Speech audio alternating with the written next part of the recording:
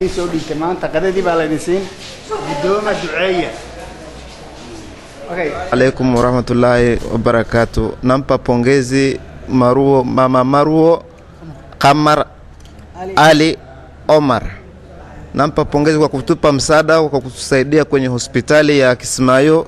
Nampa shukurani sana, Mungu naye amsaidie. Assalamu alaykum warahmatullahi wabarakatuh. Halkan waxa uu mahadnaqaynaa Marwada madaxweynaha Mama Kamar oo deeq macaawina lacag soo gaarsiisay bukaanada isbitaalka Jubbada Hoose ee magaalada Kismaayo. aad baa mahadsantahay, jazakallahu khair.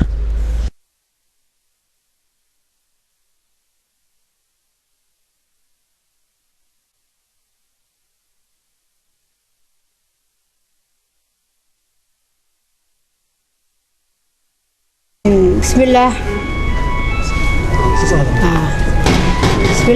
waxaa maxad u celinaynaa marwada koowaad ee madaxweynaha xasan sheekh wayna soo gaareen deeqdii aynu soo diran ee maalinta qadada ah. marwada waxaan ka codsanaynaa, waxaa jira dad maata ah oo waalidkii hayana ka waashay oo cid alla cid aan hayo aysan jirin, oo dad macna darsiye ehel uun hayaan. dadka waa kuwa halka daadsan weeye. waxaan ka codsanaa xarun loo dhiso, xarun baan ka codsanaa marwada madaxweynaha Qamar inay dadka u sameeyso. way mahadsan tahay. waxaan mahad u celinayaa mahad Zahra Dable iyo bahda saxaafadda oo dhan. waa mahadsantiin. Raxiim anigoo wakiilka ah marwada madaxweynaha Jamhuuriyadda Soomaaliya Marwa Qamar Cali Umar, marwada koowaad ee madaxweynaha Jamhuuriyadda Soomaaliya Marwa Qamar Cali Umar oo ay weheliyaan tiimkayga bulshada rayidka ah.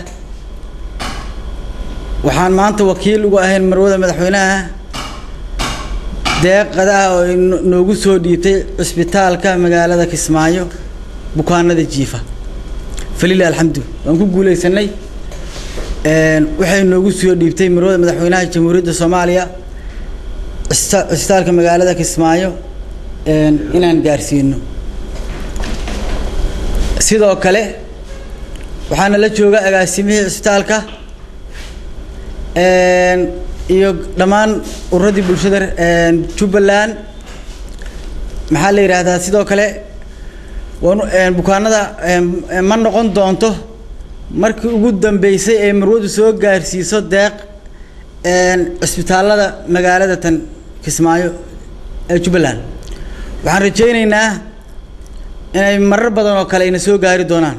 sidoo kale waa arrin ku dayasho mudan oo looga baahan yahay bulshada Soomaaliyeed dhammaanteed inay ka qayb qaadato. maxaa la yiraahdaa ayga waa Sahra Ibraahim Dable. waxaan halkan marka hore uga mahad celinayaa Allah subhanahu wa ta'ala. marka xiga waxaan uga mahad celinayaa walaasheen ahna madaxweynaha dawladda federaalka Xasan Sheekh Maxamuud marwadiisi koowaad Qamar Cali Umar. waxaan aad iyo aad uga mahad celinayaa sida sharafta leh oo qiimaha leh ee ay nagu xasuusatay, maadaama ay ahayd qof deeq bixiye ahaa, mar walbana kaalmeyn jiray agoomaha, dadka jiran, dadka dhibaataysan, dadka curyaanka ah. runtii aad baan ugu faraxsanahay inay ka qayb geliso bukaanka jooga Jubbaland.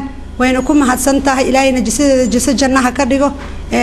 ummadaas ay xasuusatayna ilaahay iyagana bukaanka haya ha ka caafiyo. waanan uga mahad celinaynaa. annagana waxaan leenahay had iyo jeer waan ku garab taaganahay, waanan ku joognaa waqti walba oo aad rabto deeq inaad ka bixiso meeshaan.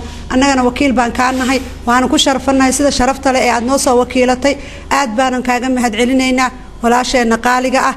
dadkii aan la soo kulanayna runtii way ku wada mahad celiyeen. waxaan rajaynaynaa guul iyo barwaaqo insha Allah in Ilaahay caafimaad nagu wada gaarsiiyo, ayagana caafimaad qeyr qaba siiyo, ayadana jisaday baxsanta jisa Ilaahay uga abaalgudo Allah uga dhigo. falillahi alhamd. salaamu alaykum wa rahmatullahi wa barakaatuh. waxaan salaamayaa marwada madaxweynaha Qamar Cali. waxaana u cadeynaynaa haddaanu nahay isbitaalkii guud ee magaalada Kismaayo lacagtii deeqda ahayd ay ugu tala gashay bukaanka isbitaalka Kismaayo jiifa inay gaadhay lacagtii bukaan walba intii loogu tala galay la siiyey. dadkii ay soo wakiilatay ay farta ka saareen bukaankii. waxaan leenahay marwoy aad iyo aad baad u mahadsan tahay waa tallaabo fiican waa wax farxad leh mahadnaqa kadib waxaan ummadda Soomaaliyeed u sheegaynaa isbitaalka guud ee magaalada Kismaayo waa isbitaalkii guud ee Jubbaland adeeg fara badan buu u baahan yahay maadaama oo bulsho fara badan ay ka sugayso adeeg caafimaad inuu siiyo isbitaalka sidoo wadanka uu burburay alxamdulillah rabbil caalamiin burburkii uu ka soo kabanayaa meel fiican buu marayaa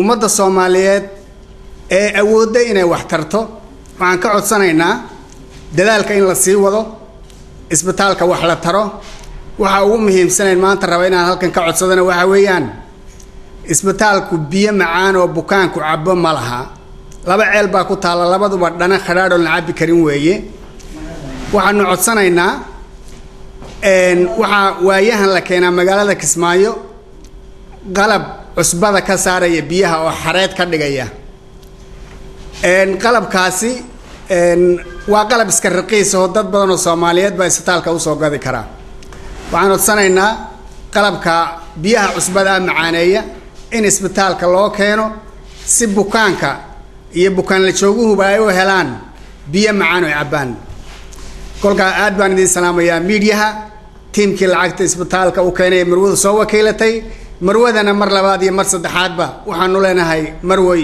mahadsanid Allah ka ajir siiyo wa salaamu alaykum wa rahmatullah